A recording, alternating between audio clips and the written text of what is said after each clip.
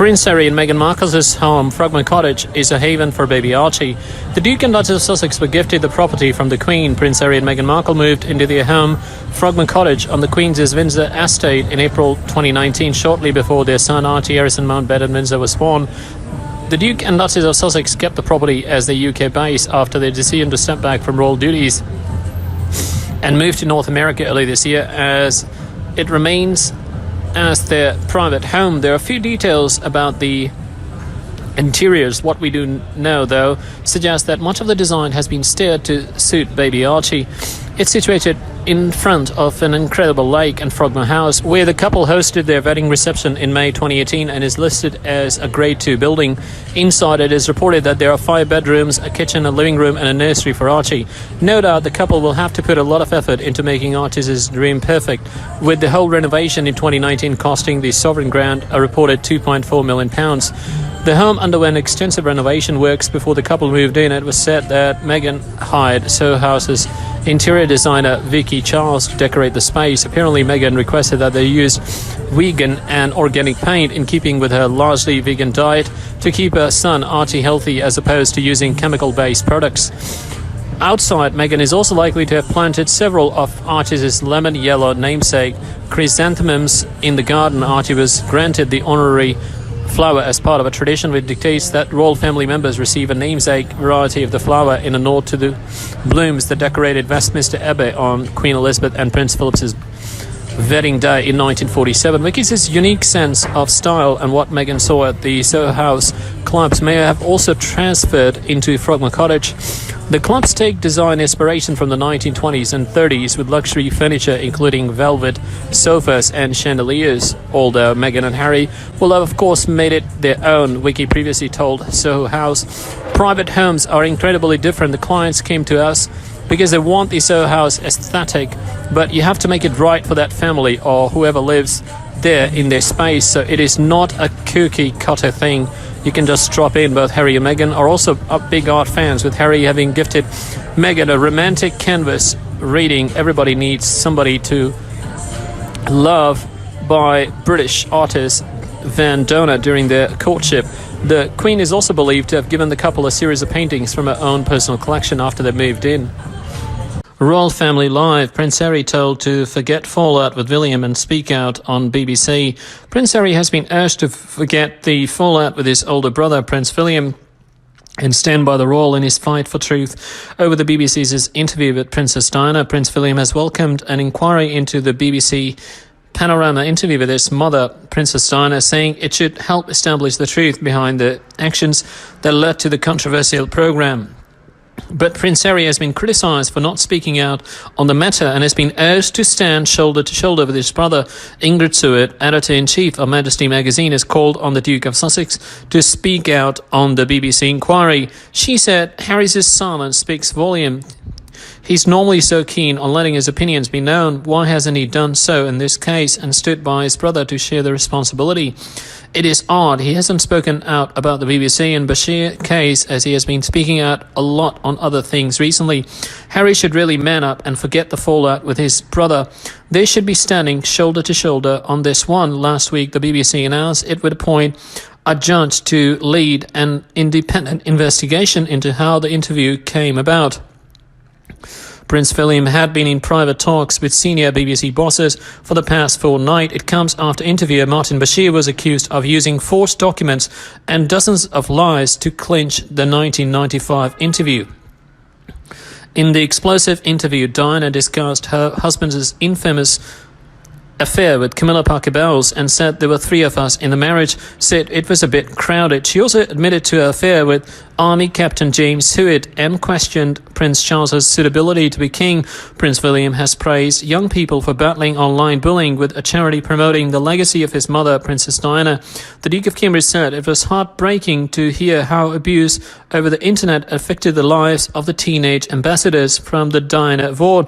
The Diana Award, set up in memory of Diana and a belief that young people have the power to change the world, has trained more than 35,000 young people as anti-bullying ambassadors working to help victims in schools and communities.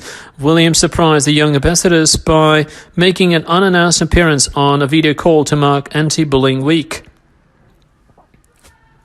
he heard how they faced abuse themselves before deciding to use their experiences to support their peers. Meghan and Prince Harry launched into a hiring spree to manage their relationship with the press and public. Now they're settled in the US. Royally Obsessed podcast host Roberto Fiorito and Rachel Bowie said Team Sussex made a couple of key hires. Christine Shermer, the former head of communications for Pinterest and former corporate comms manager for Apple, will be archival, and the Duke and Duchess of Sussex's head of communications looks like she left her post at Pinterest in July. That makes me wonder, how long has she been interviewing on staff before a formal announcement? Ms. Fiorito said another hire the Sussexes made today is Toya Holness, who will be their new press secretary. She clearly, in New York City, had to deal with a lot of things to make more sense. They have James Holt in the UK. Together, three of them will oversee a strategy for Archival, but it's noted in the articles I've read they will be working on future production projects for the Sussexes and personal ventures too. Buckingham Palace is desperately trying to squash rumours that the Queen will abdicate next year at the age of 95 and leave a throne to Prince Charles. Royal commentators have claimed, speaking on the Royally Obsessed podcast to host Rachel Bowie, co-host Roberto Fiorito claimed Buckingham Palace has been trying really hard to squash recent rumours over the Queen's intention to abdicate in 2021. Ms. Fiorito claimed sources close to the monarch have suggested that the Queen finds the word abdication dirty. As she added, I think they really wanted to squash these rumours going around recently that she would retire next year. A lot of people are saying that at the age of 95 she would retire and hand it over to Prince Charles. But actually, a lot of sources close to the Queen have said that she thinks that the word abdicate is a dirty word and that she would never leave her post until she dies. I think that because of the Duke of Windsor and how that played out when she was younger, she's really against giving up a throne before her death. I wonder what Charles's take on this, because he's waited for so long to know that his mom is still going to be on the throne in 2022. I'm not sure what he would think. The crown will pose a major risk to Prince Charles and Camilla's popularity. The co-author Meghan Markle's Finding Freedom book has claimed the fourth season of Netflix's award-winning series was released on the streaming giant last week and features topics including Prince Charles's marriage to Princess Diana, his affair with Camilla Parker Bowles, and the Princess of Wales's eating disorder. The latest season has been met with mixed reviews, with many royal fans urging Prince Harry to scrap his multi-million deal with the streaming giant.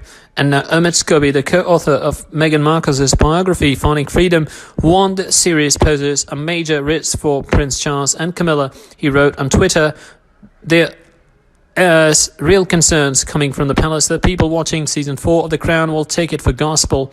Prince Charles and Camilla, a couple who have spent decades trying to repair the image, and just at the time when they are getting popularity in the UK, that all faces major risks. This new season follows Diana's journey as a new member of the royal family, someone who was adored but quickly laughed at and mocked within the institution. It brings parallel to Meghan's very recent journey and highlights a very big problem within the institution. As the Queen and Prince Philip celebrate 73 years of marriage, royal fans are taking a look back at the most iconic royal weddings down through the years. Express.co.uk is asking which nuptials were your favourite. Vote here. Queen Elizabeth II signalled her continuous love for her husband of 73 years, Prince Philip, by wearing a memento for their honeymoon in their latest portrait.